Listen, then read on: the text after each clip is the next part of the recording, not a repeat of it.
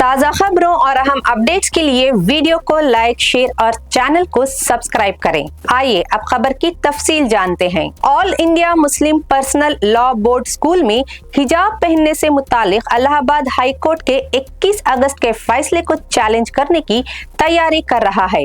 ये मामला प्रयागराज के टेगुर पब्लिक स्कूल की एक तालिबा से मुतालिक है, जिसने स्कूल यूनिफॉर्म के साथ हिजाब पहनने की इजाजत तलब की थी। हाई कोर्ट ने दरख्वास्त मुस्तरद करते हुए कहा था कि किसी खातून का हिजाब पहनना इस्लामी अकीदे का लाजमी हिस्सा नहीं है।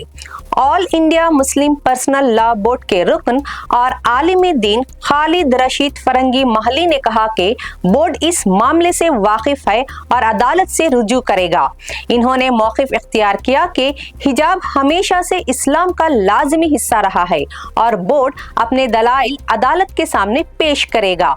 इन्होंने आइन के आर्टिकल 25 का भी हवाला दिया, जो आज़ादी और मजहब को मानने, इस पर अमल करने और इसकी तबलीग के हक की जमानत देता है।